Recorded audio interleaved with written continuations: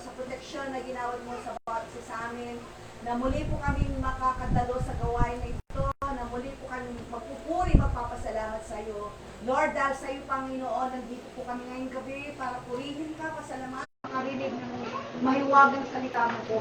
Lord, hallelujah, we praise you, we magnify your name, we lift up your name. Dalayan ko, Panginoon, sa umpisa ng gawain ito hanggang matapos, Panginoon, ng gawain ito. Samahan niyo po kami ng tumatamis sa presensya mo, Lord. We know, my God, without your presence, walang kwenta ang aming pagtitito na ito. Lord, pangunahan mo po kami, Panginoon. Samahan niyo po kami, Panginoon, hanggang matapos ang gawain mo, Lord.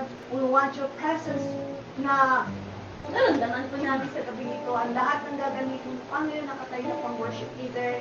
Samahan niyo po siya, Panginoon. Gamitin mo siya, mighty for your glory at during po ang Panginoon, mga gagamitin niyo po sa lugar nito, ang mga musician, mga pangasinan o ng Panginoon, magpaspas, magpapala sa kanila.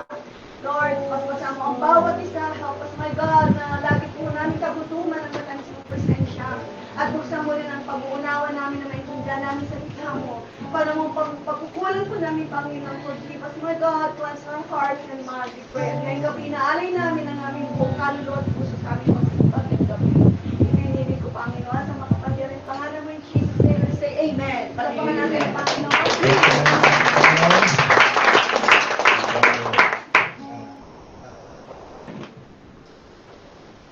Buhay.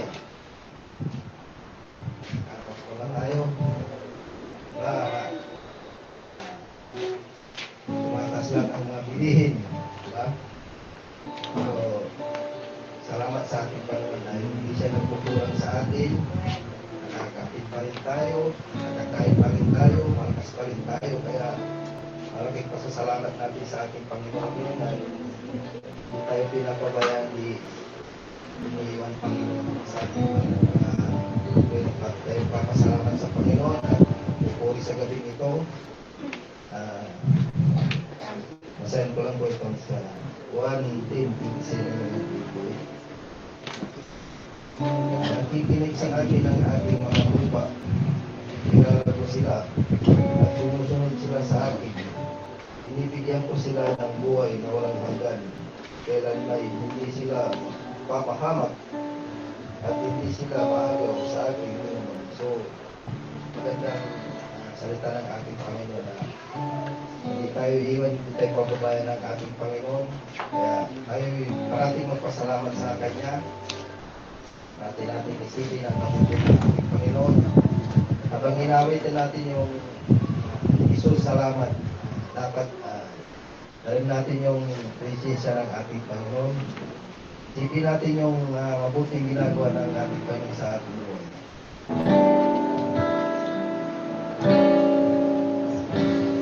Jesus, salamat.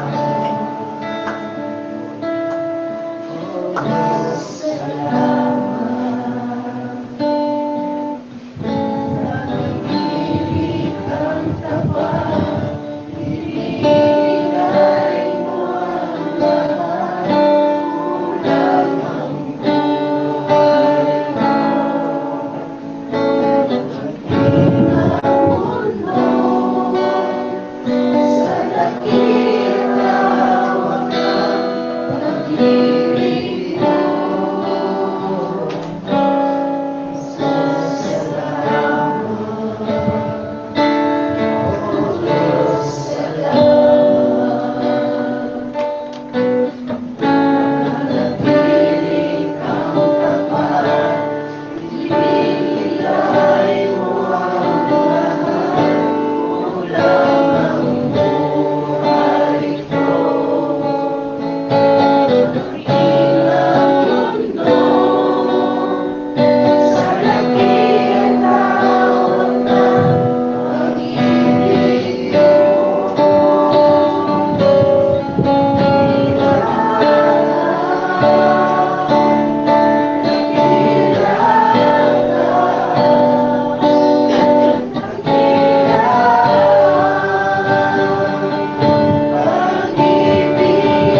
mo.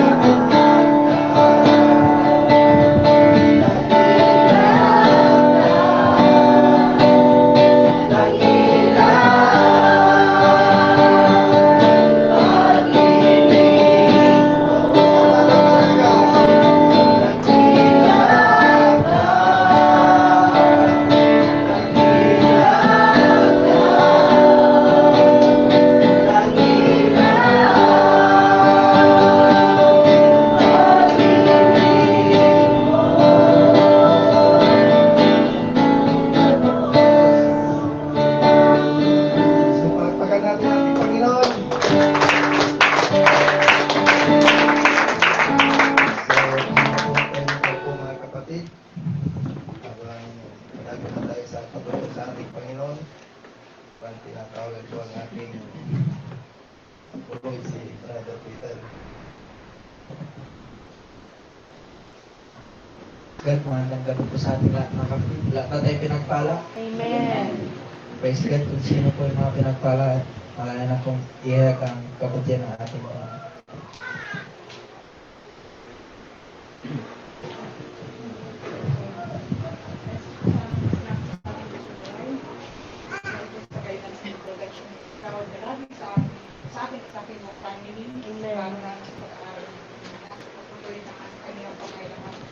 Ako rin po ay lubos na natutuwa kasi nung Monday, nagano'n sa school, tapos pasok po yung anak ko. Sabi ko, talaga ba? Sabi ko sa kanya, oo mama, pasok ba? Ako ay lubos na natutuwa kasi sa tawag po ng almost 35 students sila, 5 lang po sila nakapasok. Kaya itinabalik ko po. Sino pa po mga kapatid?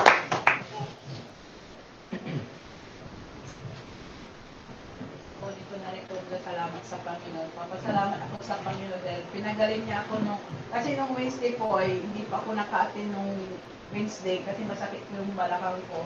At pinagaling po ako ng ating Panginoon at papasalamat din po ako kasi pinaprovide niyo po ang pangailangan namin at inaalagaan po nilalayo po yung anak ko ng sakit at mga at disgrasya at si Delphi po kasi malayo po siya.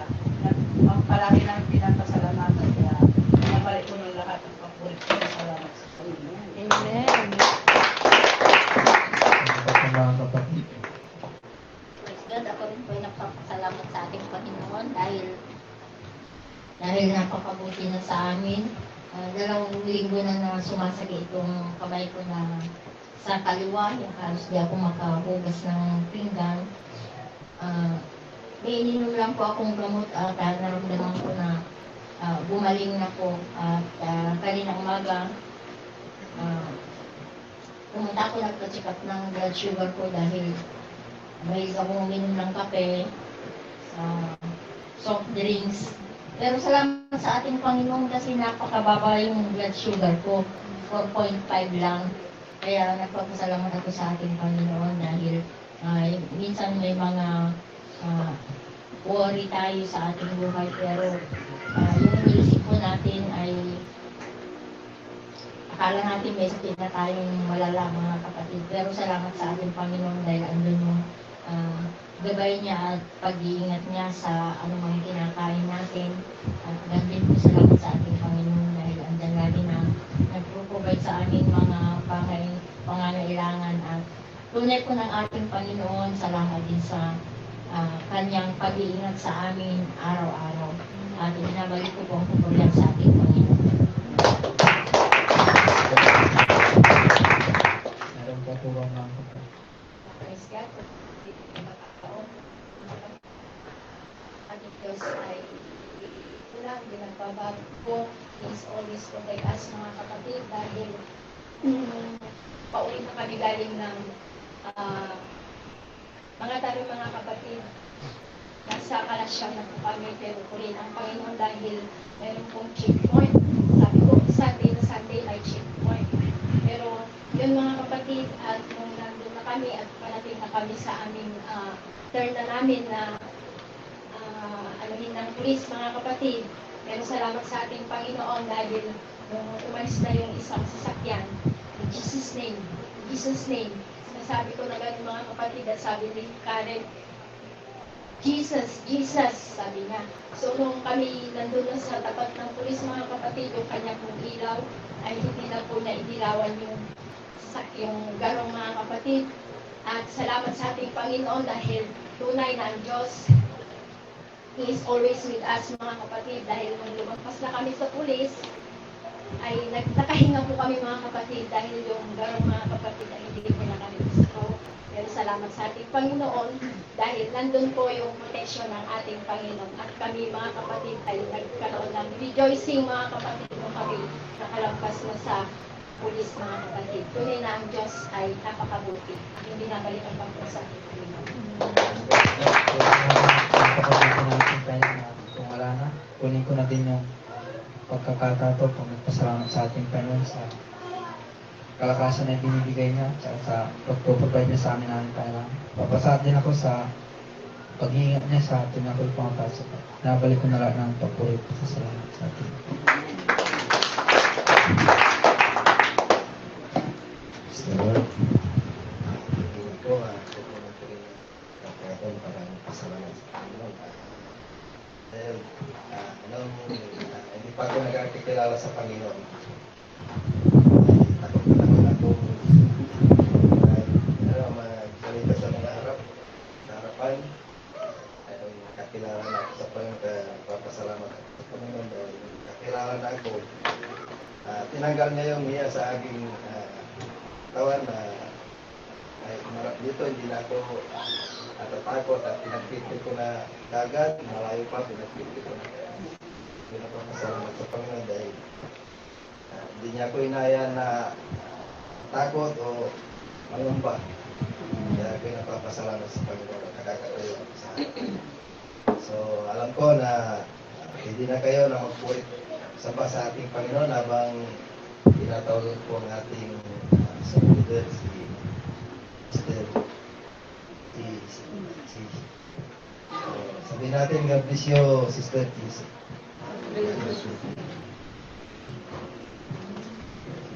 Maraming ka nagpapasalamat sa ating Panginoon na binigyan pa ka ng pagkakataon ng mga kapatid. Ito, upang kami ang gusto ng pagpuli. At ngayon na po. Amen. Ay,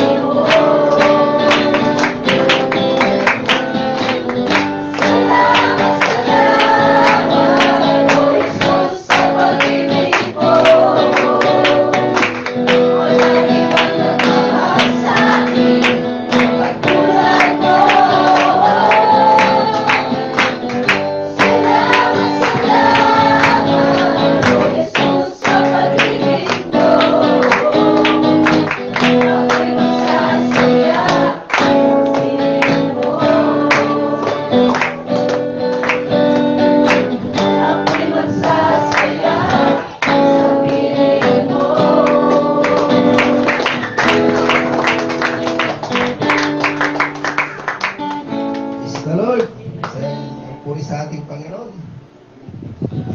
Jump sister kasi nangyagamit ng sister. Magandang magamit ito para tagal yung kaba natin pag tinawag tayo dun sa natin tayo ngayon.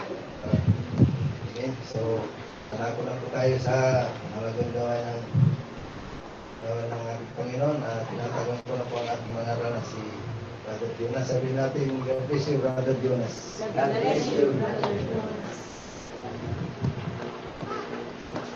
Mga kapatid, so makakapo po muna tayo na.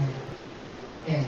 First of all, mga kapatid, I just want to thank God for giving another opportunity na makatayo po muli sa inyong harapan, and also for the privilege, mga kapatid, na makakagin ang kanyang banal na salita, mga kapatid.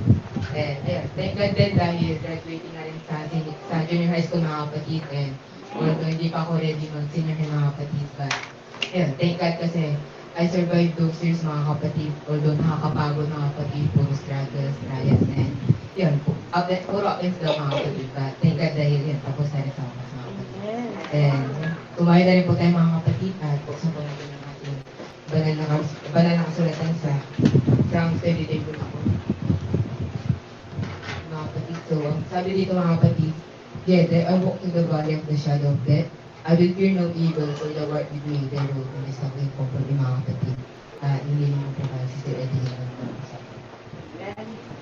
So, praise God, nakatayo na po ang mga ngaral Panginoon at tabasan na po ang makapangyarang salita mo sa aming gitna.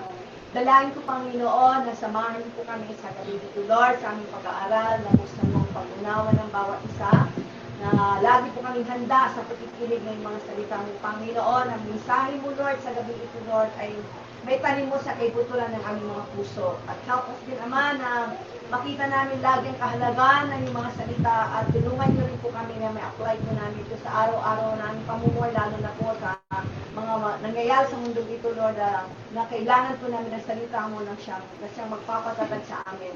At yung mensahero, Panginoon, si Brother Jonas, dalayan ko, Panginoon, ang yung blessing, anointing ni Gabon sa kanya, na tulungan mo siya, Panginoon Jesus, na may bahagi niya ang yung salita sa ayon sa ikaw. Dalayan ko, Panginoon, sa makapangyarihan pangalan ni Jesus. Name we say amen. Amen. Mga kapatid ang bawat isa. At pinamagatan ko po ang tubig ko ng sabi, you're not alone, mga kapatid. So, sabi dito, mga kapatid, I walk through the valley of the shadow of death. And it shows, mga kapatid, na ito yung time na dumadaan tayo sa mga malaking pagsubok ng buhay. Ito yung moment, mga kapatid, na puno-puno tayo ng pagsubok, sa problema, to the point na gusto na natin mag-give up, mga kapatid. And sinasabi na rin natin sa sarili natin siguro na wala na pag-asa, di ko na kaya, hanggang dito na lang, mga kapatid. Pero, mga kapatid, sabi rin dito is, I will fear no evil, for the work with me, the road and the stuff they comfort me, mga kapatid. And ibig sabihin lang nito, mga kapatid, na duman man tayo sa mga malaking pagsubok ng buhay. Huwag tayong matakot dahil kasama mo ang Diyos. At gagabayan ka ng mga kapatid. So witness, mga kapatid, that no matter how big your struggles are, God is still bigger. He will walk with you through every challenges. Siguro, mga kapatid, lahat tayo dito is dumating na sa tayo, mga kapatid, na ang daming pagsubok, ang daming problema, hindi mo na alam gagawin, mga kapatid, punong-puno ka ng trials. Pero, ayun, mga kapatid, na those moments din is may mga tao nag-encourage natin na, uy, kaya mo yan, tiwala lang, magtiwala ka. Tiwala lang, mga kapatid. And tiwala, oo, madali siyang sabihin, mga kapatid, but behind those words, mahirap siyang gawin. Kasi in our human nature, mga kapatid, mahirap magtiwala kung alam mo sa sarili mo nasa gitna ka ng trahedya. Imagine, mga kapatid, nabupungo ka na ng kotse, tapos sasabihin mo, tiwala lang. Di ba? And, pero sinong tao magtitiwala, mga kapatid, if they are in the middle of darkness, to the point that no one sees them? Sino, mga kapatid? Ikaw, ako, tayo. Bakit? Because you have a powerful God, mga kapatid. Amen. Put your trust on Him. Oo, mahirap. Pero sometimes, mga kapatid, nahihirapan tayo because of doubt na, what if hindi mag-work? What if walang mangyari? Come on, church, wake up. Hindi nakabase yung pananampalataya. Hindi nakabase yung pananampalataya pag titiwala natin sa kung ano yung resulta, mga kapatid. So, if hindi maganda yung resulta, hindi ka na mapupuri. If hindi maganda yung resulta, hindi ka nasasamba. If hindi maganda yung resulta, mga kapatid, hindi ka na magtitiwala. Ang pagtitiwala natin sa ating kung hindi yan nakabase sa kung ano kakalabas. Thousands of years ago, mga kapatid, God created the heaven and the earth. Imagine mga kapatid, magtitiwala ka sa Diyos na lumikha ng langit at ng lupa. Sa ating mga tao yun, that's impossible. So doon pa lang, mga kapatid, masasabi mo na makapangyarihan ng ating Panginoon. Kaya trusting no matter what happen, mga kapatid. Put your 100% trust on Him because He can make impossible things. Because He can make impossible to possible things, mga kapatid. Trust Him even though life feels heavy, mga kapatid. Trust God even though life is difficult. But, mga kapatid, here's the sad reality. There's some people, mga kapatid, na ginagawang emergency hotline na pagtitiwala sa ating Panginoon. So, you're trusting God because that's the last option. You're trusting God because that's the only way, mga kapatid. Huwag sana natin dumating sa time, mga kapatid, na magtitiwala ka lang pag hindi mo na kaya. Magtitiwala ka lang, mga kapatid, pag walang-wala ka na. Pag gusto mo lang sumuko, mga kapatid. Sana, mga kapatid, magtiwala tayo sa ating Panginoon kahit wala kang problema. Kahit mayaman ka, kahit wala kang kailangan, mga kapatid. Kasi wala ka naman ng mga yan kung wala siya, mga kapatid. So trust Him kahit wala kang pangangailangan. Trust God because you need Him. Trust God because you know who He is, mga kapatid. Someday, mga kapatid, marirealize natin na ang dami na pala natin pagsubok na napagtagintayan. Ang dami na palang answered prayers, ang dami na palang naprovide ni God, mga kapatid. And doon mo marirealize na hindi ka nag-iisa. Yes, mga kapatid, you're not alone. Life is hard, but you're not alone, mga kapatid. Kasama mo siyang dumaan sa mga malaking pagsubok ng buhay. Trust Him, mga kapatid, kahit walang nangyayari. Trust Him kahit sobrang hirap. Trust Him, mga kapatid, kahit nakakapagod. Dahil isa lang alam ko, sasamahan ka niya hanggang dulo. Tutulungan ka niya hanggang dulo. Tuturuan ka niya hanggang dulo. Ialam niya, mga kapatid, yung problema, ialam niya ang depressions, ialam niya ang struggles, and ialam niya ang pagsubok, mga kapatid. Kasi in mind of God, alam niya na kaya mo. Alam niya na kakayanin mo. Dahil sa mga pagsubok na yung, mga kapatid, dyan ka na-develop, dyan ka natututo, dyan ka lumalakas, at dyan ka binabago ng ating Panginoon. So just trust Him, mga kapatid, because when God puts you to the edge of difficulty, just trust Him fully, mga kapatid, because two things can happen. It's either He got you when you fall, or He will teach you how to fly. Just keep trusting Him, mga kapatid, even in the middle of your battles. Because I know one thing for sure, God is fighting for you too. You're not alone. Amen. So yun lang ang patugan.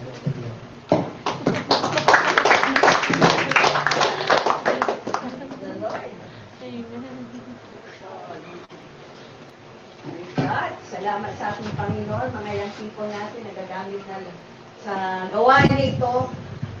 Thank you, Brother Jonas. Medyo na-nervous ka ata na. Pero picture pa rin, at least nakapagturo ka ng salita ng ating Panginoon.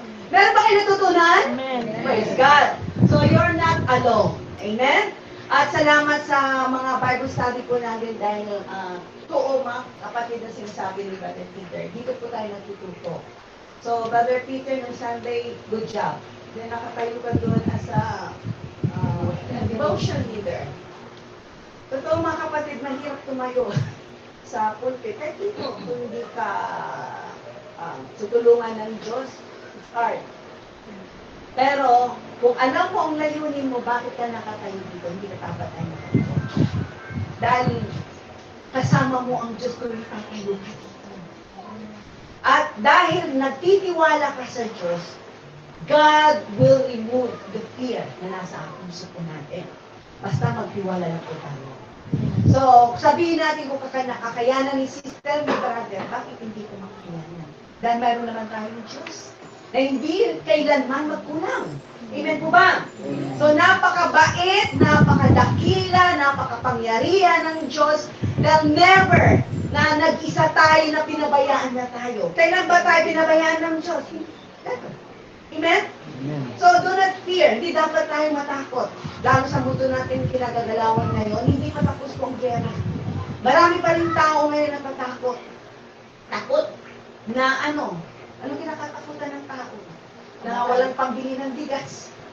Ano? Matatakot ka na. Pag wala kang pera. Pag hindi ka ready. Lahat tayo nakakaramdam ng takot dahil we're still in a human flesh.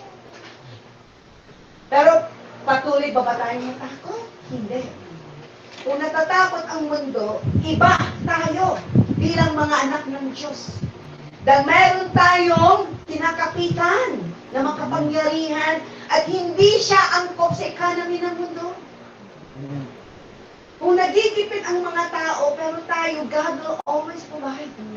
Gagawa ang paraan ng Diyos kahit gipit na lahat ang buong mundo, wala na tayong makuha. Halimbawa, wala na tayong makuha ng gasolina. Kasi hanggang ngayon, nabasa ko kanina sa news, ginikalit ng Prime Minister ng North Korea na buksan ng Strait of Hormuz. Dahil doon pinagdadali halos lahat ang oil natin, buong bansa. Pero wala pa rin eh. So 24 days na ang gera ko ngayon. Tuloy-tuloy pa rin. Tuloy-tuloy pa rin ang pasabog sa Israel.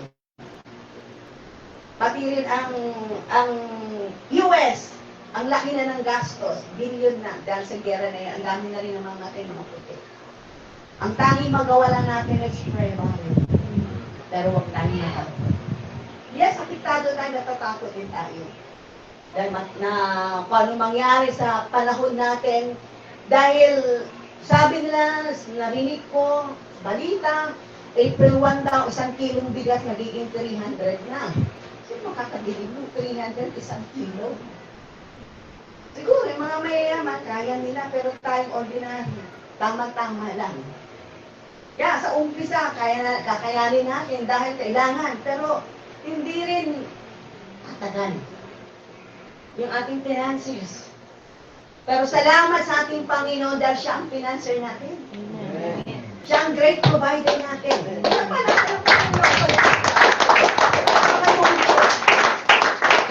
Maraming source ang ating Panginoon kung paano pagpalain ang kanyang mga anak. Kaya do not fear. Kung natatakot ka man, pray. Fasting. Mawala ang takot natin at patuloy tayo magtiwala tulad ng sinabi ng ating lecture. Tiwala ka sa Diyos. Huwag kang magtiwala sa kanino man. Dahil sa Diyos lang tayo dapat magtiwala. Kahit anong mangyari, magtiwala tayo sa Diyos. Akala mo kung minsan walang nangyayari sa likod mo, pero mayroon. Alam ng Diyos ang sitwasyon po natin ngayon.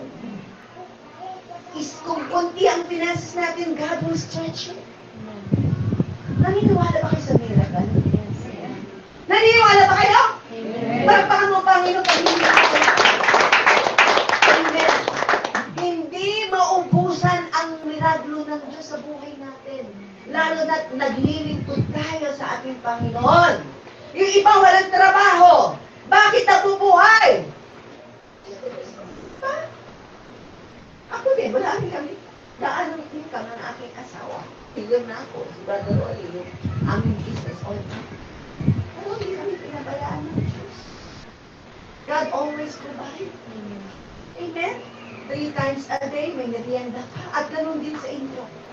So sabi ng ating Panginoon, kung lagi na lang kinakatakot ang umiiral sa atin, tandaan mo, fear ang magpaparalize sa puso ko natin. Ang fear, hindi ka makakatulog. Kahit inom ka ng gamot para makatulog, hindi ka makakatulog. Alisin niyo ang fear. Lagyan niyo ng trust ang ating puso. Magtiwala tayo. Kahit hindi pa natin nakikita ang mangyayari, magtiwala ka na. Kaya nga, yan ibig sabihin ng hope, di ba? Pag-asa. Faith. Faith. Kahit hindi mo pa nakikita isang bagay, pinaniwalaan mo na. Dahil pinaniwalaan mo ang Panginoon na makapangyarihan, na kaya pagtanggol, kaya kang ingatan, kaya kang alisin sa sitwasyon natin. So tandaan natin mga kapatid, we don't know what will happen tomorrow. Hindi natin alam kung bukas ano mangyari sa mundo natin. Pero alam natin, naniniwala tayo na ang Diyos na pinaglilingkuran natin, mapagkatiwala natin sa aming mga oras. Amen? So bago tayo matulog, lagi niyong isipin, magdasal po kayo. Dahil di natin alam ang bukas. Yung gera, alam niyo ba na, alam ba natin na magkakaroon ng gera itong March? Wala nakakaalam. Bigla na lang may gera sa Israel. So bukas kayo, ano ka na naman kayo mangyayari? Itong pagpasok ng 2026, hindi natin kalain na magkakaroon pala ng gera. At lahat apektado, buong mundo, hindi lang Pilipinas. Wala nang gera dito sa Pilipinas. Ano nagigera ngayon dito sa atin? Bilihin! Tumaas ang bigas. Nung last na kumuha ko, 1 to isang sako, ay 1,004 na. Yung magandang klase. O hindi magandang klase, ewan ko kung magkano. Medyo pero mataas pa rin. Yung gasolina, 66 dati ang diesel, naging 80, 88, ngayon 104 o 105. 115. Ha? 115. 115 na? Grabe yan, no? Sigurado maglalakad na ata tayo, mga ngayaya tayo dito, ha? Ha? So yung maraming sasakyan, kawawa sila din, hindi nila mapunan ng oil. So ngayon kasi hindi pa nila binubuksan kasi yung Strait of Hormuz. So yung ngayon wala pa. Hindi pa natin sigurado. At ang Pilipinas, walang nakatampak ata, walang reserve na oil, ng gasoline. So hindi natin alam kung mangyayari sa Pilipinas. Sabi ng ating presidente, magtipid-tipid daw. So, let's pray na sana huwag maglala ang ating sitwasyon. Huwag kayo matakot. Remember, looking unto Jesus. Lagi tayo nakatuon ang ating puso, ang ating pagtitiwala sa Diyos, sigurado po, hindi dapat tayo matakot. Amen? Palapakan natin ang Panginoon. You are not alone. Halimbawa, dahil daranas tayo ng paghihirap, halimbawa, ikaw na lang na iwan sa pamilya mo. Ikaw na lang. Magpapatuloy pa ba tayo dahil natatakot tayo? Patuloy pa rin tayo. Ang gagawin natin, mga kapatid, yalain ulit mga kapatid natin na magpatuloy. Dahil may hirap mag-isa din, di ba? Pag ikaw naglilingkod sa Diyos. It's okay. Alam mo, ikaw na lang naiwan talaga naglilingkod sa Diyos. Pero importante yung mga kapatid, dahil mag-isa mo na tandaan mo, ang Diyos nakatingin sa iyo. Hindi kanya pababayaan. Kahit mag-isa mo na lang. Although mahirap kuminsan kung mag-isa mo na lang, pero wala kang choice. Magpatuloy ka.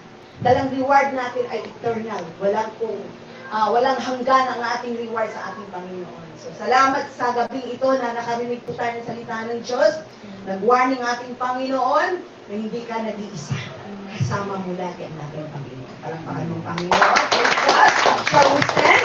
At salamat sa salita ng Diyos ngayong gabi na binahagi ng ating kapatid. So, mga young people, patuloy po tayo magpagamit sa gawain ng Panginoon dahil napakahalaga ang gawain na ito dahil hindi natin alam ang ating buhay, life is short. So, habang bata pa tayo, habang malakas pa tayo, kung may ministry na inilagay ng Diyos sa puso natin, gawin na lang natin. Kung hindi man mga ngaral, hindi man tagatugtog, may mga ministry po tayo na isang Diyos ipagawa sa atin. Amen? So, ang mahalaga, nagpapatuloy po tayo. Ang mahalaga, nagkakaisa tayong sumamba, nagpupuri sa Panginoon sa kabila ng sitwasyon po natin ngayon sa Pilipinas at sa buong mundo na hindi dapat tayo paapektuhan. At palakasin po natin ang kalooban natin dahil ang Diyos naman never na iiwanan tayo. Tandaan natin, napakagandang pangako ng Diyos, I will never leave you or forsake you. Praise God. At bago tayo magtapos, pwede ba natin awitan ang ating Panginoon? Sampay natin siya. Pasalamatan natin siya dahil meron ang Diyos na hindi dapat tayo matakot. Kahit maraming kasamaan dito sa mundong ito, hindi ka dapat matakot dahil kasama mo ang Diyos. Nagtatanggol sa'yo, kasama mo ang Diyos sa lahat ng bakbakan sa mundong ito. Praise God. Taas po natin ating kamay. Wala tayong dapat itaas ngayong gabi, kundi ating Panginoon, karapat natin ka. Wala akong ibang itaas, kundi ikaw ang Panginoon.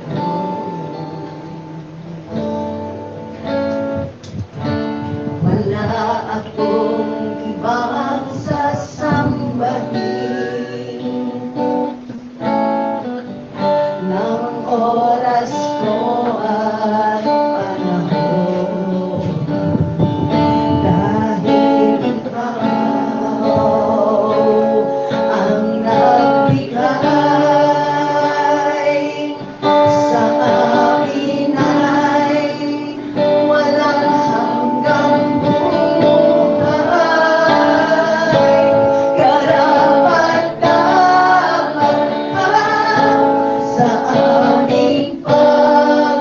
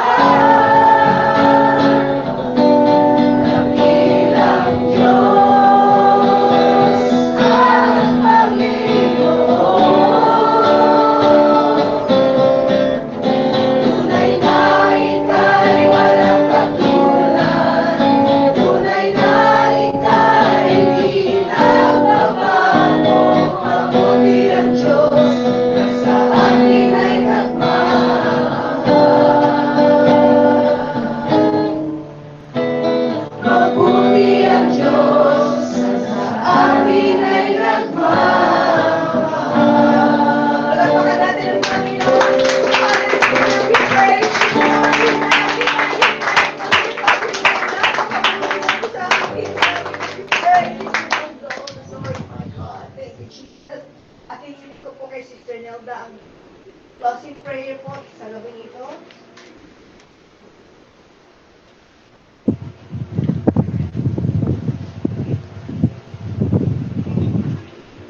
Praise God. Hallelujah. Palakpakan nga po natin ang Panginoon. Hallelujah. Hallelujah.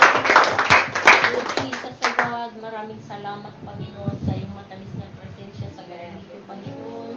Salamat sa gabay mo, Panginoon, sa bawat isa, Panginoon.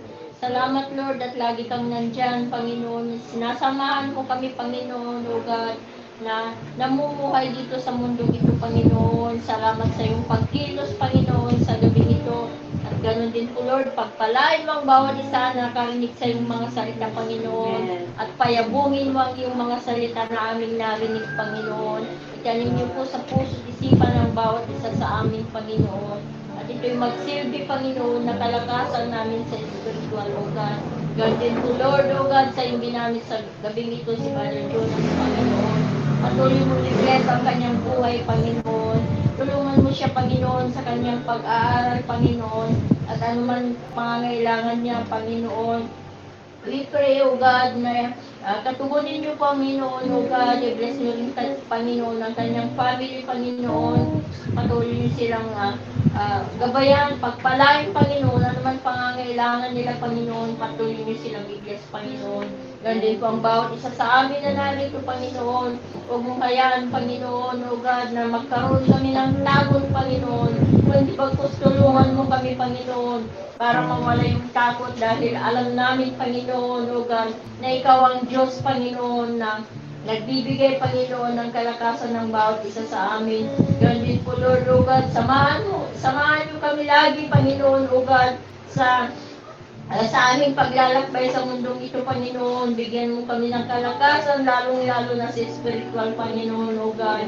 I-bless mo ang bawat isa, Panginoon. Ano man pangangailangan ng bawat isa, Panginoon, O God. We pray, O God, na katugunin mo, Panginoon, ang pangangailangan ng bawat isa, Panginoon. Ganyan po, Lord, O God. Ingatan mo kami, Panginoon, sa aming pag-uwi, sa aming pagtulog, Panginoon. At bukas muli, Panginoon, salamat din sa bagong kalakasan mo din ipagkaloob mo sa amin, Lord. Ganyan po ang lugar na ito, Panginoon. Patuloy mong i-bless, Panginoon, ang family Estrada, Panginoon. Ganyan po, God, ang mga merienda sa gabi ito, Panginoon. Linisan niyo po at pagpalain, Panginoon, O God. Salamat sa iyo, Panginoon. We give you praise, we give you glory, Panginoon. Sa iyo lamang ang lahat ng papuri, O God. In Jesus' name we pray. Amen! At salamat sa ating Panginoon sa kalakasan at marami po tayo ngayong gabi sa Bible study. Kung po sa susunod, andyan po ulit tayo. Amen? Thank you, Jesus. So, you may be seated at mayroon po yung merienda.